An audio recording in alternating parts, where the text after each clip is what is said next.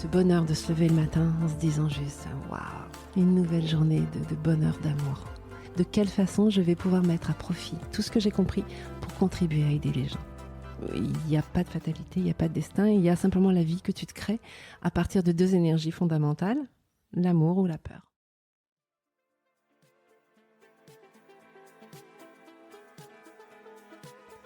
Hello, moi c'est Victoria, une éternelle optimiste qui tente de placer l'émerveillement au cœur de l'écologie.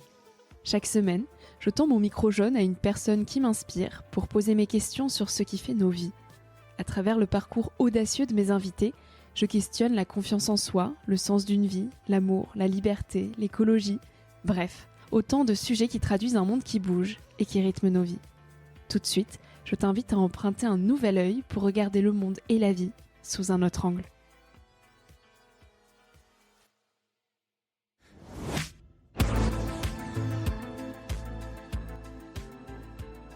On passe nos vies à chercher à correspondre au regard d'autrui, là où finalement on nous attend exactement tel que l'on est.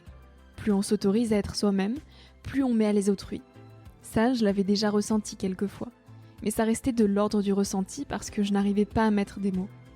Karine Micard, elle, a su mettre les mots dessus, et sur de nombreux autres sentiments qui m'échappaient encore. Comme celui de revivre les mêmes situations sous différents angles. Ça vous arrive aussi ? C'est normal, ça s'explique. Karine croit aux grandes lignes d'une vie, à ce qui concourt à faire intervenir des éléments qui correspondent à ce que nous sommes prêts à entamer. Comment alors reconnecter à nos 5 sens ?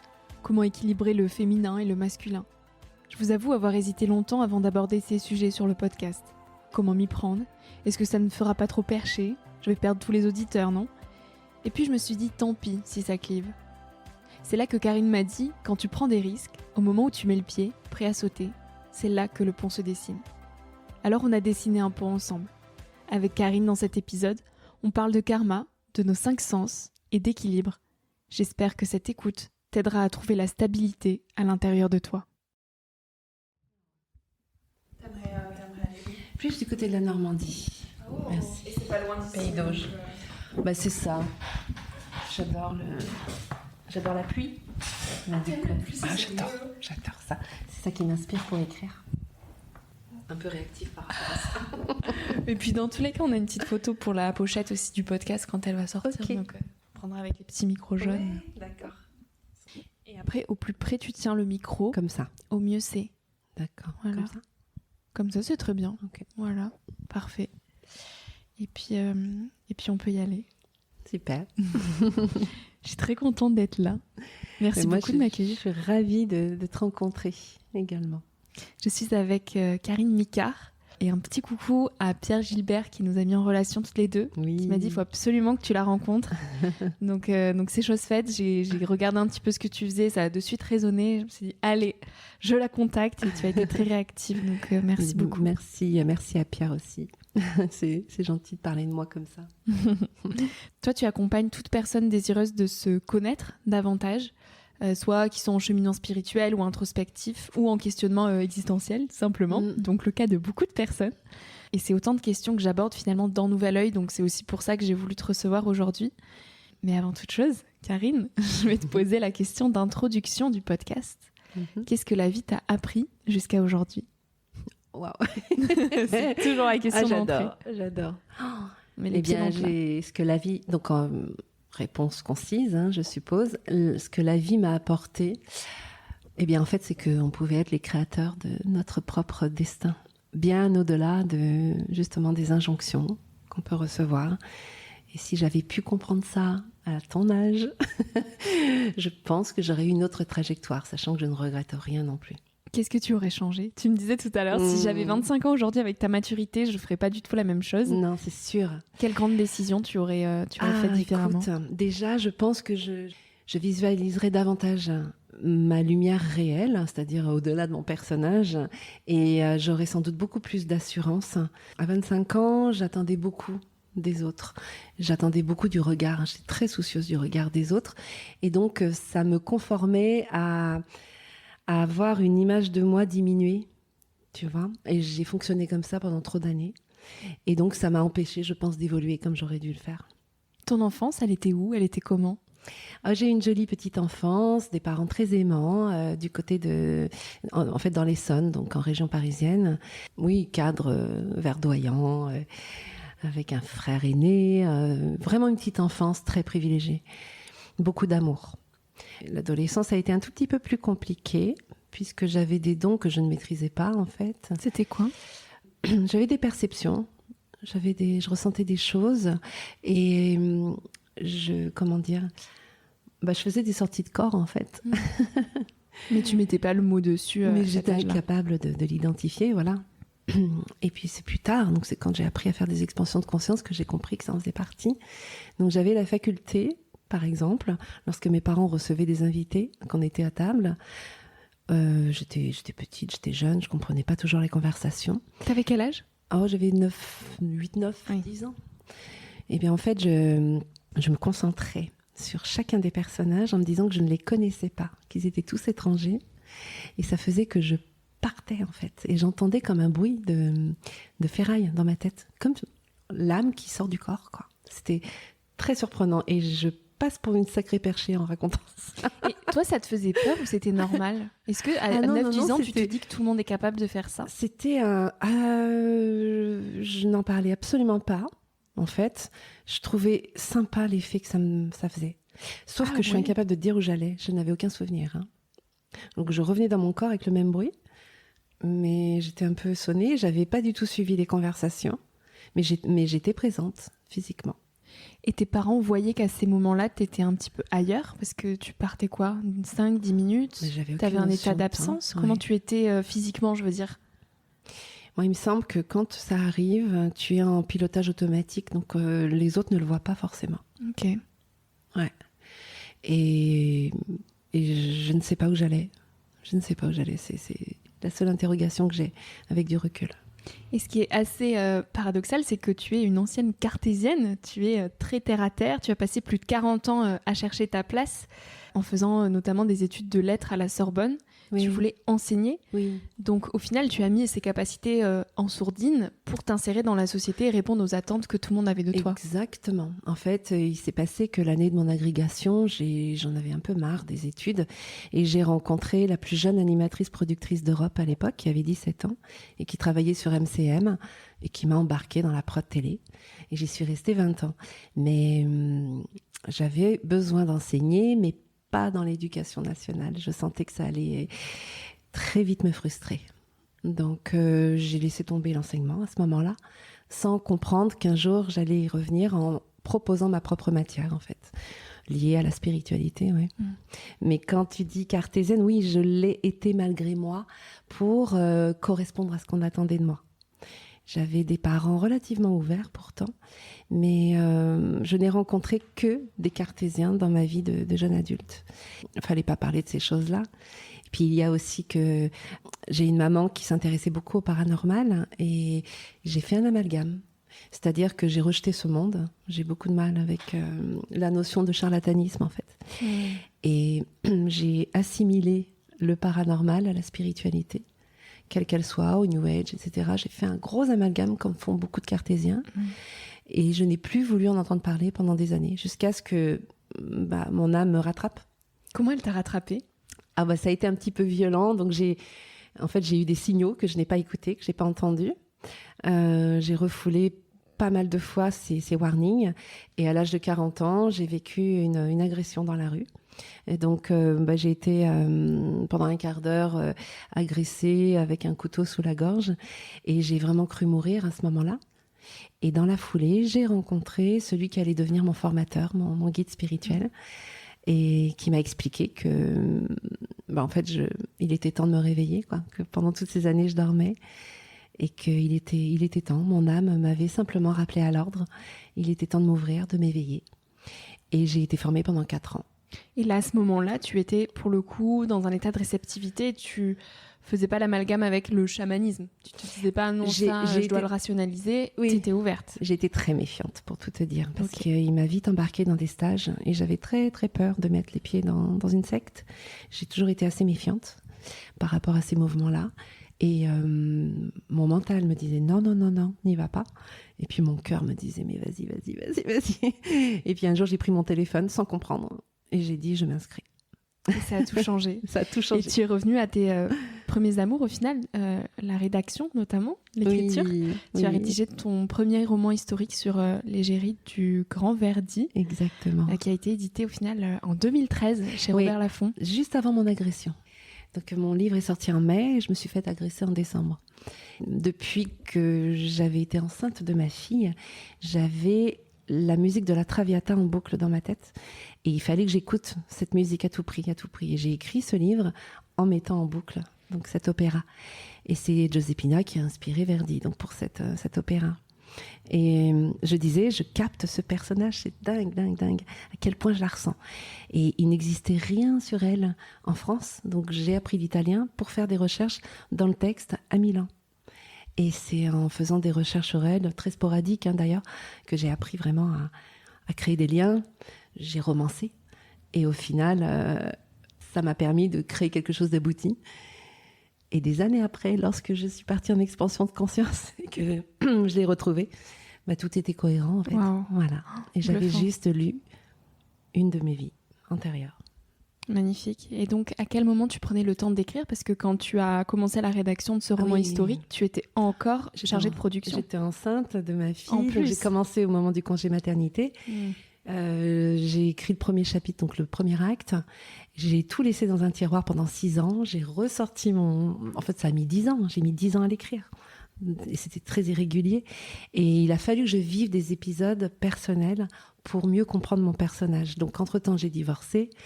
J'ai vécu une relation passionnelle. Tout ça correspondait à ce qu'elle avait vécu, elle. Et j'ai été plus proche d'elle, au final. Donc, j'ai fini en 2 mois, l'écriture. Voilà. Et donc, au final, la production, tu t'en es éloignée à partir du moment où tu as pris ton congé maternité.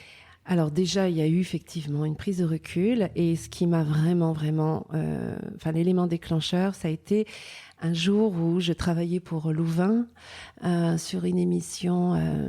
À l'époque, c'était déjà un programme court pour Internet. C'était un des premiers programmes. C'était une battle où on faisait se confronter des jeunes. On leur demandait de danser sur des musiques, sur du rap. Et c'était vraiment des gamines de 15-17 ans. On les faisait se confronter. Et à un moment donné, j'ai entendu la directrice de production avec laquelle je travaillais à l'époque dire simplement celle-ci, elle parlait au cadreur, celle-ci, tu me l'as fait pleurer. Dès qu'elle est dégagée du groupe, je veux des larmes. Tu me l'as fait pleurer. Et t'as entendu ça ? Et j'ai entendu ça. Et là, à partir de là, je me suis dit, quel est le sens de ce job ? Et donc, je n'ai pas voulu contribuer à participer à l'audimat en bousillant la psychologie d'une enfant. Et à partir de là, je savais qu'il fallait que je quitte cet emploi. En tout cas, ce type de programme-là, pour lequel je n'avais pas spécialement de respect. J'adorais l'aspect artistique, mais j'aimais pas du tout le traitement. Et comment toi, tu te sentais physiquement pendant ces années, ces 40 années où tu cherchais un petit peu ta place, où tu étais en quête de sens VS, comment tu te sens maintenant ? Quelle différence tu vois entre tes deux états physiquement, en fait ? Oh là là.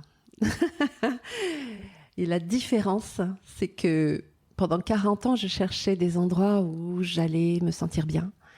Et aujourd'hui, je suis bien partout, quel que soit le contexte autour de moi. Donc, j'ai acquis une paix intérieure. Ça m'a vraiment apporté une paix intérieure. Et tu sais, ce bonheur de se lever le matin en se disant juste « Waouh, une nouvelle journée de bonheur, d'amour. Qu'est-ce que je vais pouvoir bien faire de cette journée ? De quelle façon je vais pouvoir mettre à profit tout ce que j'ai compris pour contribuer à aider les gens ?» Et ça me rend heureuse. Comment on la cultive, cette fameuse paix intérieure ? La grande question que tout le monde se pose. Eh bien, en fait, c'est vraiment une histoire d'alignement. Moi, ça passe beaucoup par la méditation. Ça passe par la congruence, c'est-à-dire être toujours en accord avec mes élans de cœur.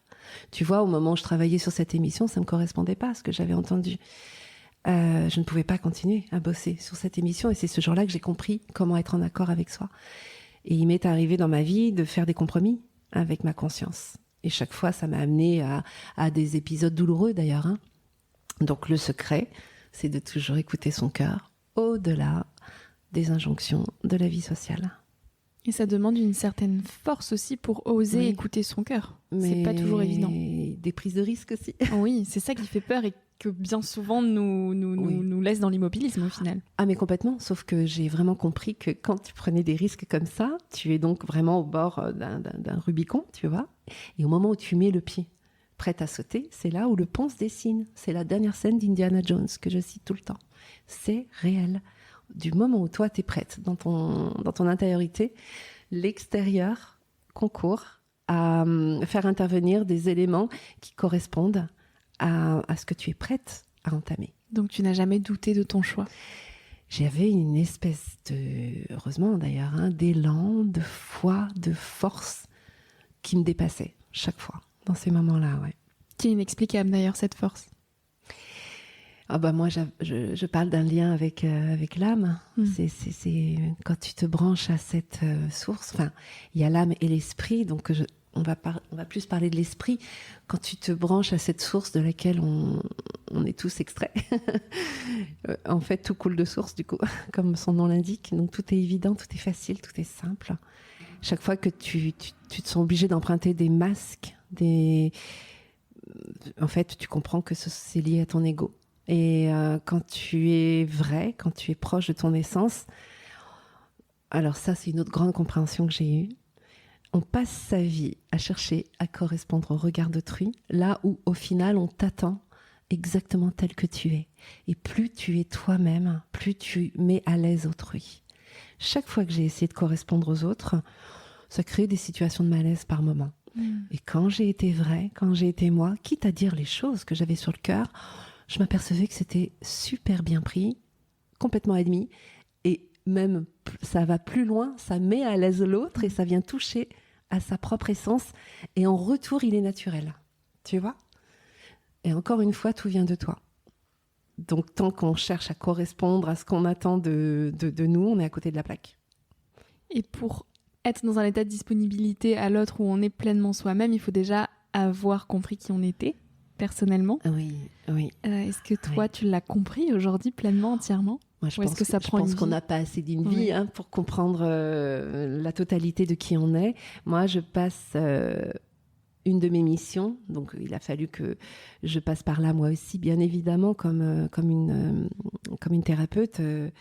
C'est-à-dire, j'ai dû épurer mes propres schémas karmiques pour comprendre qui j'étais. Donc, j'ai dû aller définir mes grands schémas et affronter ma part obscure pour mieux comprendre ma lumière, en fait. Et aujourd'hui, j'ai à cœur d'aider les autres à en faire autant. Comment tu définirais ce que c'est que le karma? Toi, aujourd'hui, tu es devenu karmathérapeute et donc tu inities des milliers de personnes aux techniques d'expansion de conscience. Mais c'est des mots qui font à la fois très peur. Voilà, je sais qu'il y a beaucoup de personnes qui, comme toi, vont se dire c'est des charlatans, on n'y croit pas, etc. Oui. Donc, avec des mots très simples, comment tu pourrais démocratiser un petit peu ce que c'est que le karma? Donc, en quelques mots, donc on vient tous d'une source d'amour. On se désolidarise de cette source à un moment donné. Ça crée ce qu'on appelle l'âme. L'âme est constituée de deux polarités, le féminin, le masculin, et on vient tour à tour expérimenter des vies pour comprendre ce qu'on n'est pas. On vient expérimenter en fait ce qu'on n'est pas pour mieux comprendre qui on est, plus précisément. Et c'est ça le karma. Donc tu te retrouves engagé dans un cycle karmique constitué de plusieurs centaines de milliers de vies pour expérimenter la dualité, donc en l'occurrence être coupé de ton essence divine, pour mieux comprendre que tu es divine. Et en fait, c'est une théorie universelle. Tu ne comprends bien qu'en expérimentant d'une part, et en expérimentant ce que tu n'es pas d'autre part. Ça peut paraître un petit peu alambiqué à première vue, mais c'est finalement en ayant des rôles coupés de soi, des rôles qu'on peut assimiler, donc, des rôles diaboliques. À partir du moment où tu es coupé de toi, tu es diabolique, puisque étymologiquement, ça signifie être coupé de soi. Et pour revenir au divin, en fait, ça suppose une prise de conscience, et la prise de conscience ne s'opère qu'en te mettant en lien avec ton âme. Et souvent aussi par des moments qui sont très brusques. Toi, tu vois, ça a été cet accident, cet événement. Oui. Et pour beaucoup, c'est des ruptures, c'est une perte d'un proche ou autre. Oui. Est-ce qu'on est fatalement obligé de passer par... Non, tu peux naître avec toutes ces compréhensions et puis t'éveiller au fil de ta vie. Mais en général, quand c'est brutal, c'est que tu as des résistances inouïes relatives à une seule et même peur. En l'occurrence, chez moi, c'était la violence. J'ai toujours eu très peur de la violence. Mais parce qu'il a fallu que j'aille voir une mémoire, une vie antérieure, durant laquelle j'avais été un homme extrêmement violent. Tant que je n'avais pas pardonné à cet homme, j'avais cette peur dans ma vie. Et donc, j'attirais à moi des circonstances qui pouvaient être relatives à la violence. Ouais. Et si, par exemple, tu as peur d'aimer, eh bien, ton éveil de conscience peut passer par un coup de foudre. Tant que tu as des résistances qui se logent au mauvais endroit, en tout cas, qui t'empêchent de vivre en harmonie, tu vas être éprouvé. Et ton âme est très facétieuse. Elle va faire en sorte que tu t'éveilles, mais de la façon la plus intelligente qui soit. C'est pour ça que la vie, souvent, nous remet un petit peu les mêmes schémas sur la table quand on n'avance pas, quand on ne travaille pas sur soi. Une même situation, on va la revivre 2 ans, 3 ans, 5 ans après, parce qu'on n'a pas tiré de leçon au final. Exactement. Et tant que ton âme n'est pas certaine que tu as bien tout compris sous tous les aspects, elle te fait revenir la même situation sous différents angles. Et ça va être de moins en moins souvent et de moins en moins longtemps, plus au fil de tes compréhensions. Et puis un jour, on va te resservir le plateau. Et dans la mesure où tu auras tout compris, eh bien, en fait, ça ne fera que passer dans ta vie. Et tu peux éloigner la situation en l'espace d'1 heure. Magique. C'est de la magie. Ah, mais on a ce pouvoir. Nous sommes des créateurs. Et notre société patriarcale nous a coupés de notre connexion à la spiritualité pour mieux nous manipuler et nous maintenir dans la croyance qu'on devait être aliéné et qu'on n'était rien. Oui, on est beaucoup plus influençable parce que moins responsable quand on est coupé de cette spiritualité. C'est exactement ça. Comment on peut renouer donc avec cette part de spiritualité, surtout là où on est à Paris, c'est vrai que c'est des villes qui ne nous poussent pas du tout à recultiver ça. Quand on est loin de la nature, c'est très difficile. Faire des pauses dans sa vie. Alors le Covid, la pandémie nous a beaucoup aidés en nous tenant reclus à la maison. Il y a plein d'âmes qui se sont éveillées, mais quand on n'aime pas méditer, moi je préconise les promenades dans la nature. La nature est notre plus grande enseignante. Il suffit d'observer les arbres, le balai des oiseaux dans le ciel, les fleurs, humer. En fait, il y a une théorie. On emprunte les 5 sens quand on est incarné sur Terre. Parce qu'en fait, il n'y a que sur Terre qu'on a cette expérience-là, au travers des 5 sens. Mais pourquoi est-ce qu'on a ces 5 sens ? Sûrement pas pour juste profiter, et puis voilà. Non. Profiter, oui, certes, parce qu'on est sur Terre pour être dans la joie, mais pour mieux s'ouvrir au 6e sens. Et tu ne t'ouvres à ce 6e sens que quand tu es parfaitement consciente des 5 sens en même temps. Donc, ça te relie à l'instant présent. Quand tu es dans le moment présent, tu vas être totalement connecté à tes 5 sens à la fois. Et lorsque c'est le cas, c'est le meilleur moyen de t'éveiller à l'intuition, donc au 6e. Est-ce que les hypersensibles seraient plus à même de connecter avec leur intuition, puisque leurs 5 sens sont globalement assez exacerbés? Bien sûr, et on parle d'extrasens pour eux. En fait, tout est décuplé. Être hypersensible n'est pas du tout un défaut, c'est un immense atout, à condition qu'on sache le gérer. Et en général, tu te découvres hypersensible lorsque, la plupart du temps, tu es une vieille âme et que ton âme attend de toi que tu mettes au service d'autrui cette hypersensibilité. Ça peut être au travers d'un mouvement artistique, une création, un concept, ou le sens de l'écoute, tout particulièrement prononcé. Et ça fait de toi une super thérapeute. Qu'est-ce que tu appelles de vieille âme ? Eh bien, c'est une personne qui s'est incarnée très, très, très, très souvent, qui en arrive à la fin de son cycle karmique et qui en arrive à des compréhensions ultimes, qui a la capacité de réactiver toutes ses mémoires du passé, en tout cas les plus importantes qui pèsent sur elle, pour mieux se mettre dans l'axe de sa mission d'âme d'aujourd'hui et surtout en faire profiter l'humanité. Parce qu'on est vraiment sur Terre pour identifier notre couleur d'âme personnelle et en faire profiter le monde. Et c'est pour ça que l'école, la société, le monde professionnel te demandent d'entrer dans un moule et de ressembler à madame et monsieur tout le monde. Alors que ta force, c'est dans ta singularité. Et plus t'es différente, et mieux c'est au final, pour te retrouver toi et pour te rappeler qui tu es. Et à quoi elle ressemblerait une société où chacun cultiverait sa singularité, parce que le schéma actuel, le modèle actuel de société n'est pas du tout conçu pour ça. Oui. Donc celui-là ne serait plus durable, bien qu'il ne le soit pas aujourd'hui, mais Ça il faudrait tout repenser. à certaines sociétés, comme les civilisations amérindiennes, ou bien les Esséniens à l'époque des premiers chrétiens. On élevait les enfants en identifiant leurs dons, leurs compétences, et en les orientant vers un métier le plus adapté à qui ils étaient. Et en fait, ils comprenaient que même les défauts faisaient partie de l'excellence de l'individu. Parce qu'on possède les qualités et les défauts les plus appropriés pour être dans notre mission. Alors quand je parle de mission, c'est pas un job en particulier, c'est peut-être le simple fait de rayonner une certaine lumière et de faire du bien autour de toi. C'est peut-être le simple fait de te contenter de sourire, de rire, d'être heureuse, de jouer, de répondre à un sourire d'enfant. Ça peut être une simple mission.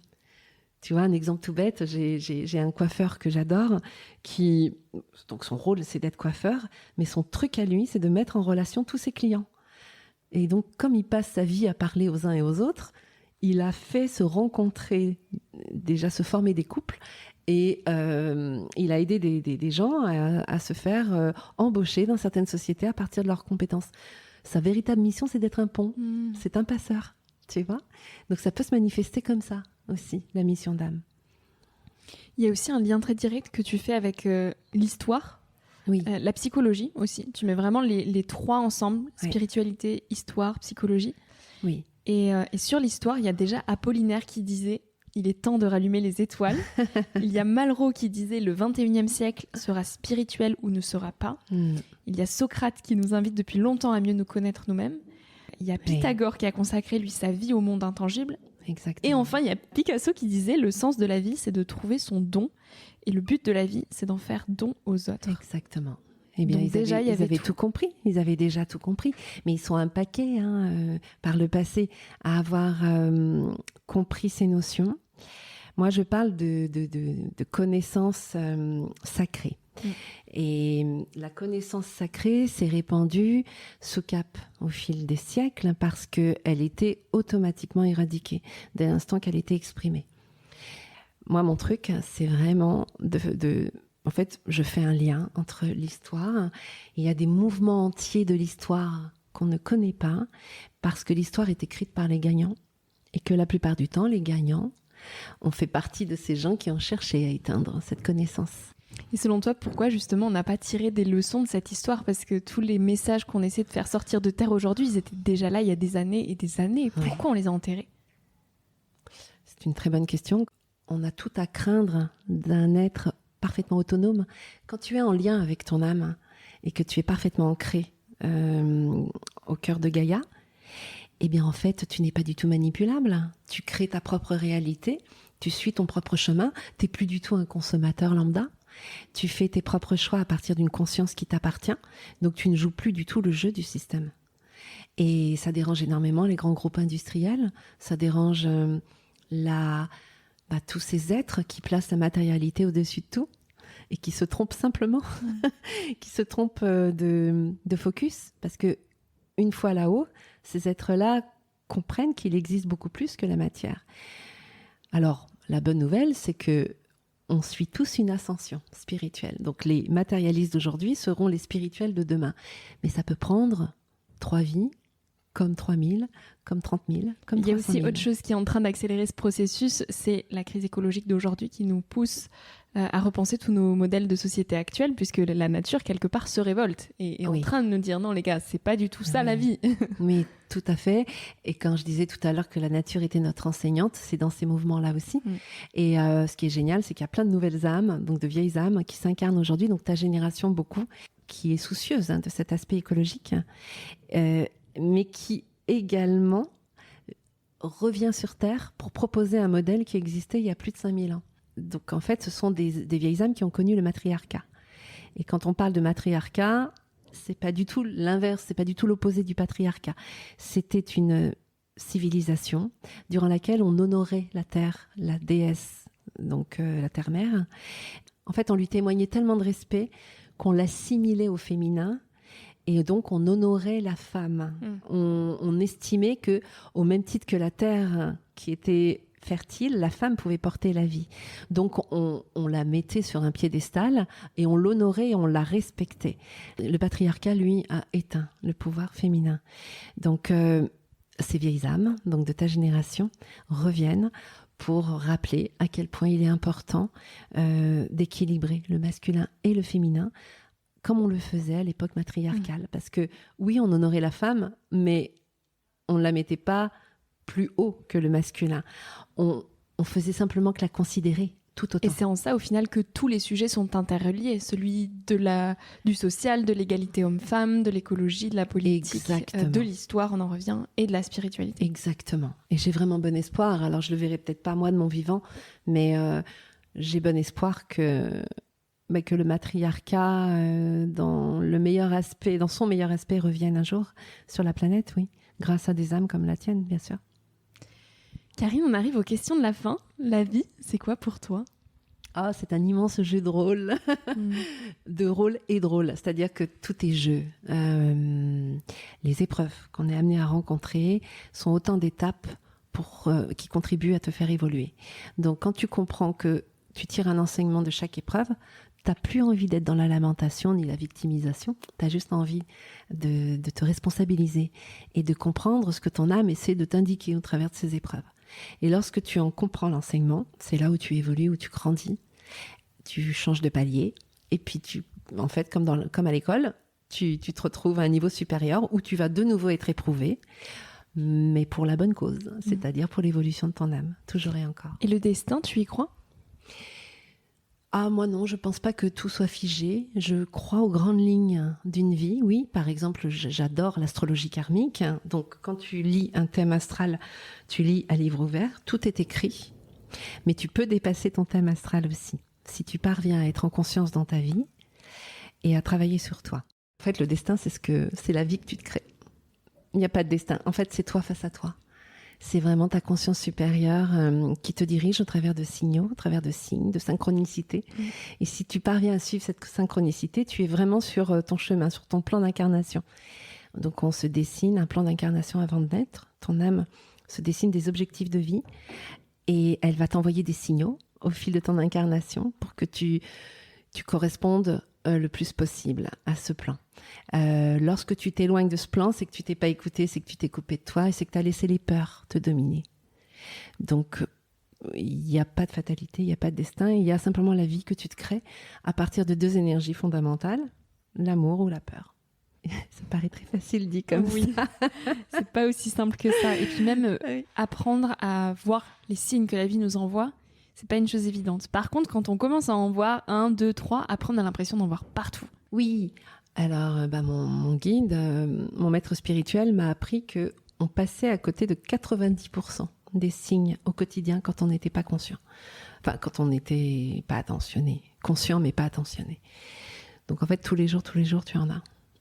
Tous les jours, ça te parle sur un bus, dans la rue, à la télé, dans un livre. Et d'ailleurs, moi, c'est ça que j'explique à mes clients. Lorsque tu fais une expansion de conscience, donc tu vas contacter une vie antérieure, et les jours qui suivent, les semaines qui suivent, comme par hasard, tu vas allumer la télé, tomber sur un documentaire qui va parler de la période que tu as visitée ou un film qui va mettre en scène un personnage que tu as visité aussi, tu vois.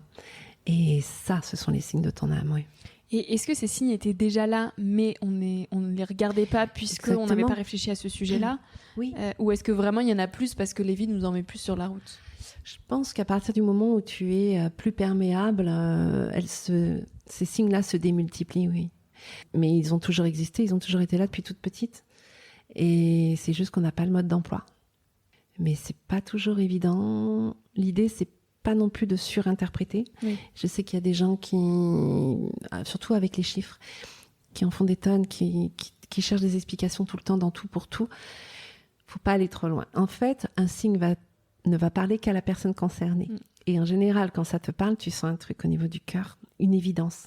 Et c'est ton âme qui te dépose cette information et qui fait que tu as comme une révélation et tout le reste sur le moment ne t'importe plus. Tu es focus sur cette révélation.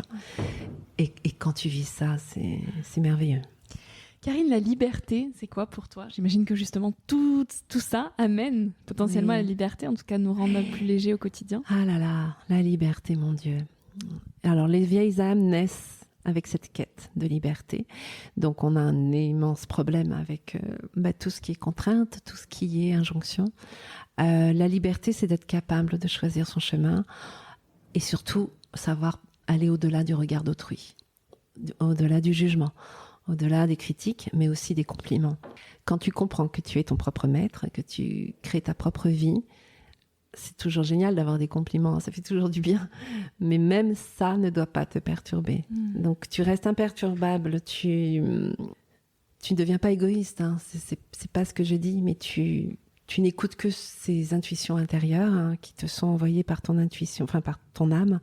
La vie des autres autour de toi, de tes proches, compte, mais n'est pas déterminante. Donc, à t'écouter, la liberté, elle est avant tout intérieure. Et en fait, tous les facteurs extérieurs, ils l'empêcheraient ou ils la prononceraient, mais elle est avant tout à l'intérieur de soi-même. En fait, on a vraiment tout à l'intérieur de nous, mais tous autant que nous sommes, hein. Éveillés ou pas. C'est juste qu'on l'a oublié et qu'en général, on ne se fait pas assez confiance pour l'écouter. Karine, on arrive à la question signature du podcast. Quel message tu aimerais partager à celles et ceux qui nous écoutent aujourd'hui ? Quel message ? Alors, c'est un long chemin que celui de l'éveil, mais puisque tu es un cheminement, c'est que ton âme l'a programmé. Donc, quoi qu'il arrive, une fois que tu es éveillé, tu ne peux pas revenir en arrière. Et même s'il y a des complications, même si c'est pas tous les jours facile, moi j'ai un conseil à donner, c'est de ne jamais lâcher, de ne jamais te laisser envahir par tes peurs. Et ça peut arriver. Et pour tout te dire, il m'arrive aussi par moments de me laisser submerger quand j'ai des mauvaises nouvelles ou voilà, je reviens à mes peurs d'avant, mais j'ai des signaux maintenant qui m'aident à vite remonter. Donc, te dire que ça ne va pas être une ligne ascendante tous les jours, mais que ça va emprunter des chemins hyper tortueux, mais qui vont en permanence t'amener vers l'évolution. Et il arrivera un moment où tu seras imperturbable, justement. Tu seras hyper stable à l'intérieur de toi. Comme le tronc d'un arbre. Comme un arbre, c'est exactement ça l'allégorie. Tu deviens un arbre, tu es enraciné dans la terre et tu as les branches qui tendent vers le ciel. Et pour moi, la plus belle définition de l'équilibre, c'est être ancré, mais avoir la tête dans les étoiles. Non, c'est beau. On va terminer sur ces jolis mots. Merci beaucoup, Karine, pour tous ces partages. C'était fabuleux. Merci à toi. J'espère qu'on aura réussi justement à transmettre ces notions qui peuvent paraître un petit peu, tu le disais au début, perchées pour certains. Oui. Donc arriver à le transmettre de façon assez simplifiée et réaliste aussi. Donc voilà, merci d'avoir déposé tes mots ici. Et merci pour tout ce que tu portes au monde, Karine. Merci, c'est gentil. Si ce moment t'a plu et nourri, je t'invite à le partager, à laisser quelques étoiles sur iTunes et Spotify, ou à faire une story sur Instagram en identifiant Nouvel Oeil et mon invité de la semaine pour que l'on puisse te repartager. En attendant de se retrouver lundi prochain, tu peux suivre au quotidien mes aventures directement sur Instagram ou le site internet www.nouveloeil-podcast.com. Depuis ce site, tu pourras aussi t'abonner à ma newsletter. J'y partage des inspirations et des petites choses plus personnelles qui font mon quotidien. En attendant le prochain épisode, je te souhaite de savourer la vie comme il se doit et surtout de faire des choses folles.